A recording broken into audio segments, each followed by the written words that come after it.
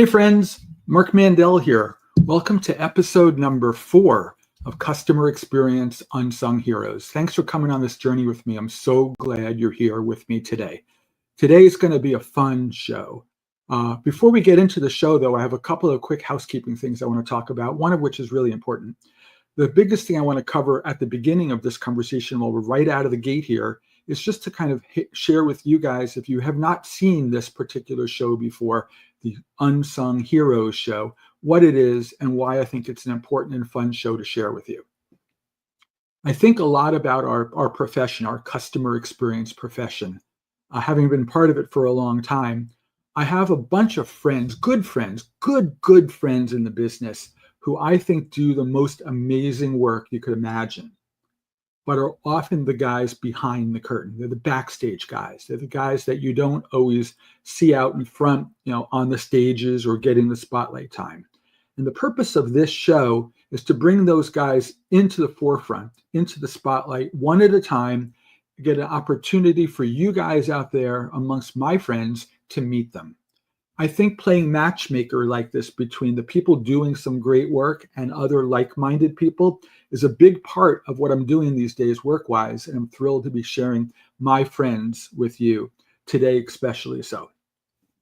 If you think back on the last episode that came out a little while ago of this particular show, the Unsung Hero show, we had an opportunity to meet a gentleman named Ian Gruber.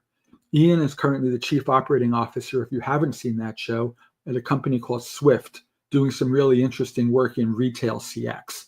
But all that said, one of the bigger things that I've announced this week relative to Ian is that going forward on a couple of my new shows that I'm doing, specifically the long format show, the Tales from the Trenches show, that Ian is going to become my new co-host regularly on that show. And I'm thrilled that he and I are going to be able to partner together to bring that content to you. Looking back on that Ian show, we had a long and interesting talk the other day that I'm hoping you go back and check out if you haven't seen it. And it's all about humanizing customer experience. And I think that's not an underused concept these days. When you really think about it, all the chatter, all the industry, talking heads are talking about taking the human out of the experience, right? We're talking about automation. We talk about AI. We talk about zero touch interactions. We're talking about how do we take the human being out of the customer experience? And Ian and I spent 20 minutes on that last episode talking about making sure we don't do that. We still want automation. We still want efficiencies. That goes without saying. But we talked about, let's not lose sight of the fact that we are people serving people. And how do we maintain that mindset? And I think that conversation was pretty good. And if you haven't checked it out, please do. Now, this episode, why are we here right now, right here? And that's to introduce you to another friend of mine and a gentleman who I really respect. If you don't know Mark Levy, you should. Mark is currently the VP of Customer Experience at a company called Frontier Communications. And he's had a long career in this space. And I've asked him to join me today, and we're going to just have a good dialogue for 15 or 20 minutes here, specifically about customer experience work. So without further ado, let me bring Mark onto the stage and we'll have a chance to meet one another. Mark, welcome. Hey, Mark. Great to see you. Thanks for being here. I realize that when we get right out of the gate here, right out of the starting gate, Mark, that you and I have come to know one another through our conversations and our shared passions in this stuff. But it's possible that the folks listening to this conversation don't know you.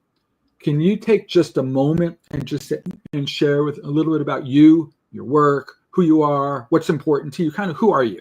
Share a little bit about that so they know you the way I know you. Yeah, great. Well, listen, thank you so much for inviting me on. I feel honored to be part of this series. As you said, we've had a number of conversations recently, been very enlightening. Both of us have a passion for what we're going to talk about today.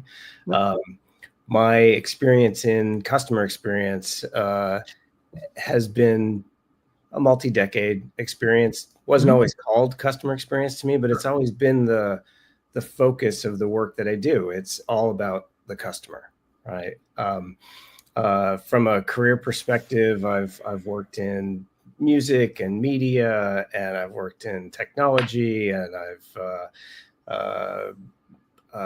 most recently, prior to Frontier, I was at Comcast for about 7 years, leading up their digital experience, their customer experience for consumers. I do the same thing over at Frontier, and it's a joy. It's a joy to do the work that I do. I love actually getting on the phone with customers. Unfortunately, usually it's when they've got an issue, but I get to hear from them. I get to understand what it is that we do on a daily basis, and how it impacts their lives, and how we can take that information back and make it better for them. And obviously, everything that we're doing from a business perspective is I think, trying to make the business better, and build those relationships with those customers for long-term relationships. One of the things I'm hoping you feel this way, but tell me if I'm missing something. I know a lot of customer experience minded people in our industry who are unique people because they're so over the top empathetic. They really are amazing, caring, loving people. And they say, you know what? I'm really doing this work because I want to make it better for people. It's like the old, the BASF ads in the past where they said, we don't make anything, we just make it better. Mm-hmm. And I think that in some ways, that's what makes customer experience people successful and who they are. Yeah. And they become almost like missionaries on that mission of making things better for others. Whether that means more profit for the company, that's great. Whether it means, more loyalty from your customers, that's great. But I think those almost are secondary benefits to the make it better. Yeah, absolutely. It's when I work with companies, I work with individuals in this space. I always bring it back to what problem are we solving for the customer? Yeah, right. I think that's key. And certainly, like I said, we're all in business, so there's business outcomes that we want to affect. But if we don't have customers, we don't have a business. And there's a constant tension and balance I think we all play in this space of, well, I've got this thing I want to do that I think will affect the business positively, but maybe not the best for the customer. And what I do on a daily basis is I become the voice of the customer, and I say, well, how will that work for the customer? And is there something else we can do? Is there a better way for us to explain this? Is there a better way for us to launch this? Could we change the policy a little bit, right? But be there as the customer, as their voice at the table. And I can do that because I'm talking to the customers on a regular basis, and I'm getting that feedback, and I'm looking at the feedback that we get, and I'm hearing their stories, and I'm understanding and bringing that to the table. And I really see my job, and I think I live this out in a number of ways. Some of it through the role I play at Frontier, but also in the world is to evangelize and influence customer centricity. That's right? Key. What does that mean? What does that mean to everybody in the business, top to bottom? What does that mean on a daily basis? How do I make decisions when I'm thinking through that lens? And so, I've got a small and mighty team over Frontier, and our job is to get out there and make sure that we're always focused on the customer outcome. And we do that also by training the people that we're working with. So I love it when I hear my words come back to me, where someone in another part of the group says, that's not really going to be a great customer experience. There you go. And I feel like I've done my job when that comes back, either from an IT person or from a marketing person or from even the finance team going, oh, that's not going to work. Let's figure out another way. It's interesting you talk about that. And let's go back to this concept of representing the customer at the table for a minute. I remember there was, I don't want to date myself, so I'm not going to say how long ago, but it was a long while ago. that I was part of a transformation project for a large car company, a car manufacturer. And they were a traditionally engineering run company where they believed you build a better car, customers will come, except customers weren't coming. And one of the things we did back then, it was a novel idea. Now maybe it's a little cliched and overplayed, but I remember that we went out and there was a particular conference room in their headquarters building where the senior leadership team would meet. It's like the executive boardroom kind of thing. And we went out and we bought one of these department store mannequins, right? And we had a T-shirt made that said customer. And we got the mannequin permanently in that room at that table to represent the customer in those conversations. And we asked them, in that room, time in and time out, to when you're making big and small decisions, think about them through the filter of the person in that fake chair in the corner of the table. And how would he or she feel about what you just decided on? And if you think it's a crummy outcome, maybe we hit pause and we rethink it a little bit.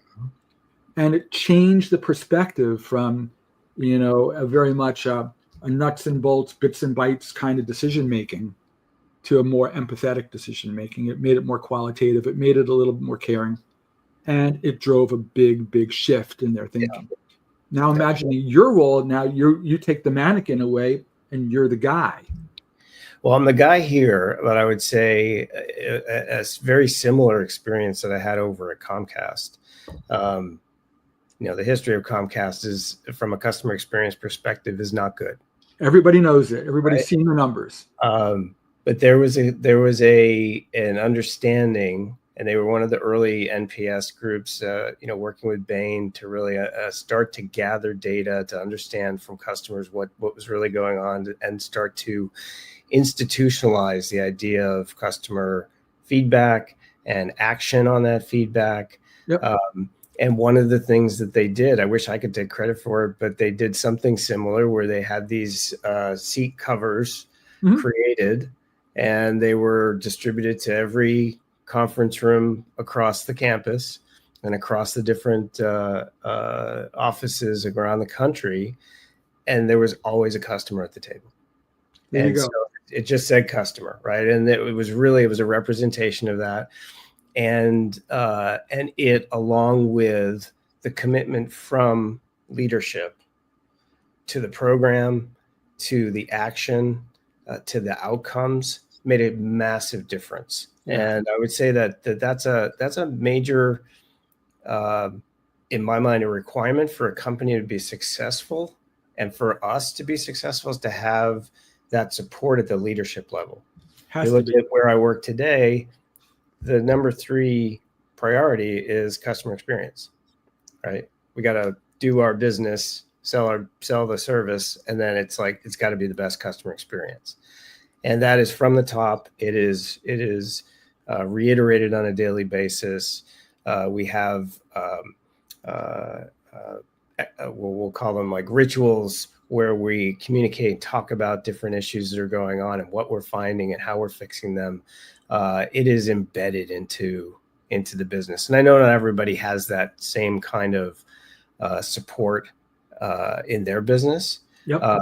So I've also really focused on this idea of influence, right? Of how to build influence as a CX leader, and how to find your allies, right? How to find the people that you can partner with to evangelize what it means to be customer centric and how to act in different times, how to build your own credibility, how to get a voice at the table.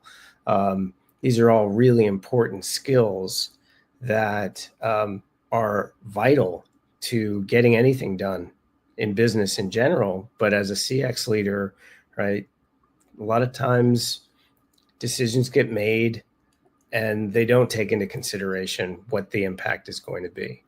And one of the other things, and I know we talk about it quite a bit, and I write about it quite a bit, is about, in this role, you need to have you need to have a voice. You need to have your own voice, and it's challenging at times, right? To be authentic, to say, you know what, I don't agree with that, or I don't fully understand that, or how would that work for the customer, and actually say, bring those questions to the table. And it's not always easy when you're in a room full of executives, Sure.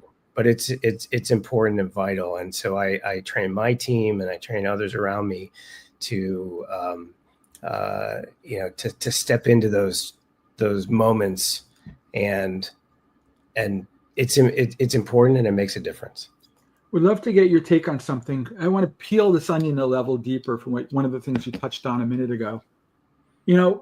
It's clear that there are companies out there who think customer experience is embedded in the culture and in the business, and there's others that treat it like a project.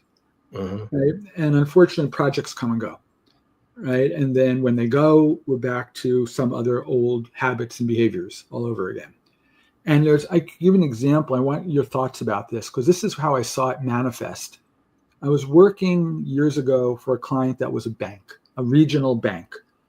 And my engagement with the bank was with the chief marketing officer back then. And I remember after a couple of months of positioning for getting ready to get going, she called me one day on a video setup like this, and she held up a piece of paper on the camera, and she goes, look, the CEO said we're going to do this. And I said, well, tell me what that means exactly. And she showed me a PowerPoint slide. Remember the old PowerPoint clip art of like pillars, and you had like how many pillars you could put down there? So she had, look, 5 pillars. These are the pillars. And she says, one of these pillars was customer experience. And I said, what are the other pillars?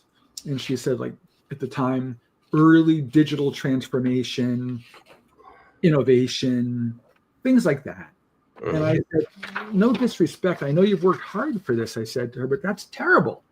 And she said, why is it terrible? It's a thing. We're going to do it.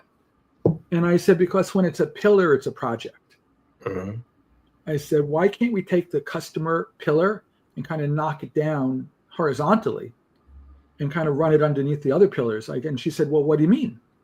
Mm-hmm. And I said, well, why would you transform your digital business if not to improve the customer outcome? Or why would you consider the hard work of innovation if not to improve the customer outcome? Right? So everything seems to be a feeder into the customer anyway. And I said, and here's a little cheat code. I said, if you're an enabler to those other projects versus a project yourself, A, it'll be stickier. But B, those projects have budget and they could fund your work. Right? You can go to the digital team and get money. You could go to the innovation team and get money. Right? Yeah. You don't necessarily need your own money to you can partner to get money. And she went, oh. And it was like this little light bulb that went off, but it caused a bit of a reset at her company. But now all of a sudden we have to reposition CX as no longer a thing, but it's embedded in everything. And that took a little bit of a leap for them to make. They made it, but it took a while.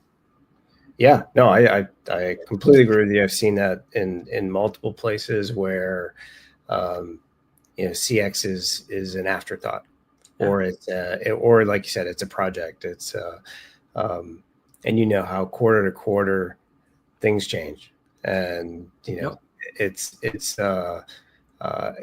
frustrating like that. I did find at both the Comcast and the Frontier here, like it is embedded everywhere, and that comes from the CEO, truly not a pillar of like, oh yeah, there's this customer experience thing we do, but it's literally, it comes up in every conversation. That's so important. And that's powerful. And it's shown. I mean, if you look at the businesses, those 2 businesses in particular, they've grown tremendously. They've increased their customer satisfaction, their customer retention, and it's impacted their business positively. So I can see it. I totally see it. Moving from like being product centered to customer centered drives profitability. It ultimately has to. Yeah. Right. Getting truly there though is the journey. Before that, you see that the uptick in the money. Well, it is, and I also think that you've got every team, every group has their perspective kind of on how they're going to achieve the business goals. Yep. And one of the things I do now is create a common vernacular, common language and definitions so that we're all speaking the same thing. If you've ever noticed, if you ask 10 people what they think customer experience is, you're going to get, oh, well, it's customer service. It's, It's it's everything. journey mapping. It's this, it's that, right? So I think it's really important to have a common language, right? Common words. Every business creates their own acronyms, right? You create those, you get everybody saying them, and it's the thing you know. But you got to have someone like me and my team who are evangelists, who are constantly putting that out there, and it takes time. But it's just so worth it, and it gives people, I think, a different perspective on their role on a daily basis. It's not just I'm doing this work. It's like I'm doing this work because these people, right? I like to say, like, the work we do is like you said before, it's a human relationship. It's a human opportunity. Yep. And I don't know. It's become a mission of mine. I think that's amazing. Yeah. You mentioned something a minute ago I want to talk more about. You talk about your writing, right? It's a very personal thing, I think, that you're doing out there to share. And if you're willing, I'd love to hear more about kind of where that came from, what inspired you, and kind of what you're up to on that front. Sure. So we had this little thing called the pandemic a few years ago. I remember. You may have heard of it. Yeah. And I think it created a lot of introspection for people, myself included. Created a lot of challenges, mentally, physically. What I ended up doing, I'll kind of cut this story short, is I realized I was kind of overcompensating in certain areas and undercompensating in others, and really the undercompensating was in my self-care.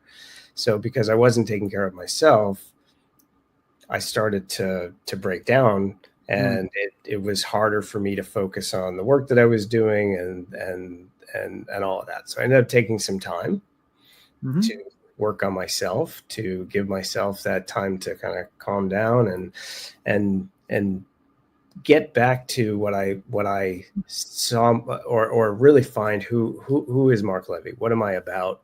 And what do I want to bring to the world? And so, and then also what was in the way of doing that? And certain things in particular, the fear of someone confronting me in public was a big one.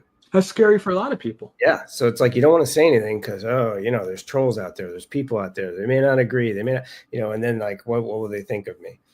And so I decided to lean into that fear, because I felt like I had a lot of experience in life that I thought could be of value to others.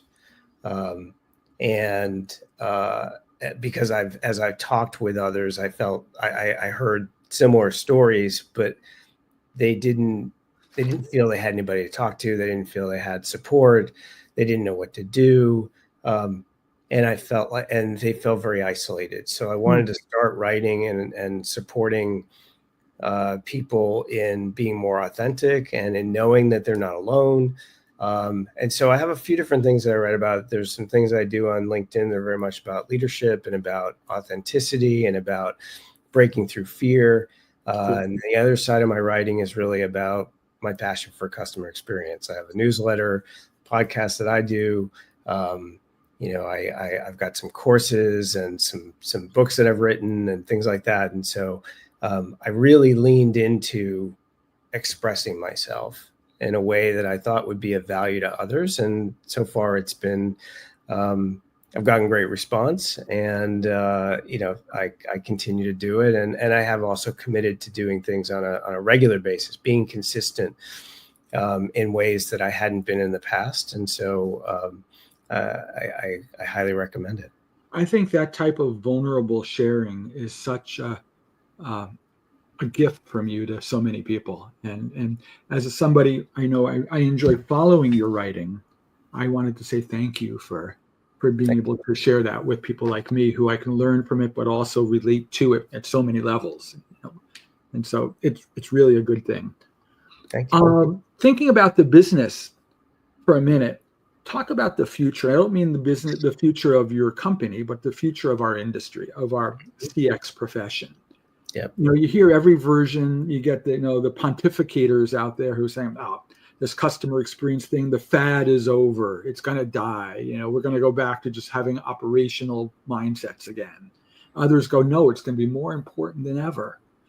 Curious. I mean, I don't think there's such a thing as a wrong or right answer in it, but I'm just curious what your version of the answer is. How do you see the future? If you had that crystal ball in front of you that say, "Boy, I think a couple of years out, a few years out, we're looking at this." What does this look like to you? Yeah. So I'm a bit of a geek. Love tech. I love the creativity, actually, of technology, of the people who create technology, of the way that they're able to create solutions. So I do see a continued investment in technology that will ideally either proactively address issues or enable self-service for those issues that are really simpler to handle. But that there is this level of human interaction that will always be there, right, to handle the harder situations, those moments where human connection is necessary. So all the talk about AI and automation, I think it's happening. It's going to happen. I'm a big fan, and I think there's lots of opportunity, and I think everyone should be investing in testing and trialing ideas focused on real business needs, not in the sense of replacing humans, but there's lots of opportunities for augmenting and that has both a customer and business impact. So I think that's really large. I'd like to see more teams like mine that are more kind of culture focused, creating an infrastructure that supports the business more in understanding and kind of training them on how to do these things, right? So it doesn't become relegated to, well, there's the customer experience team and they do all this stuff. It's like there's nothing wrong with a product owner creating a journey map. I don't need a CX team to build the journey map or do personas or research or things like that. So I for one, I'm a big fan of CX as a discipline and as a process that is repeatable and trainable, and I'd like to see more of that. Cool. I think that's exciting sounding. I was listening to a Jeff Bezos interview from this week. Apparently, I didn't know this. He went back to work at Amazon again.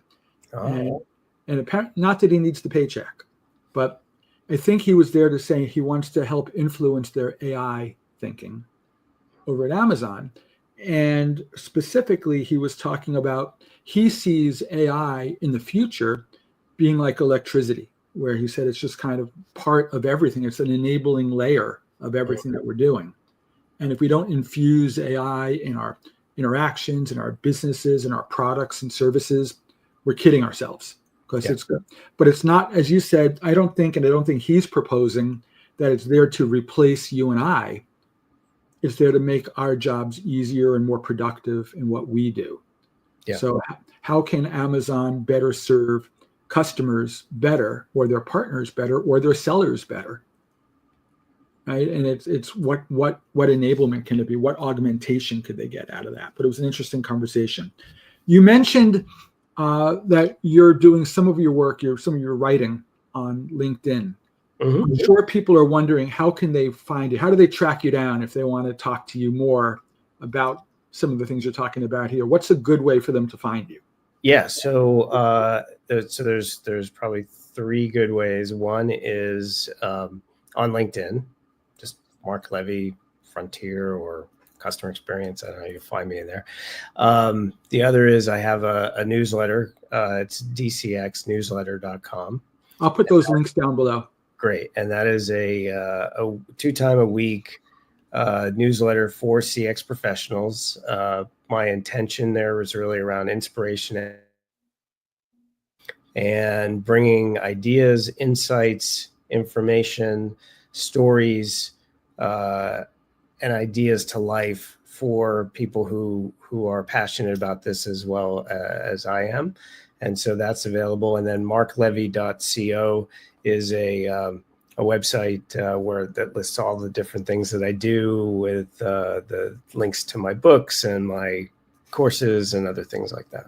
I'll put all those links in the posting here so everybody can find you.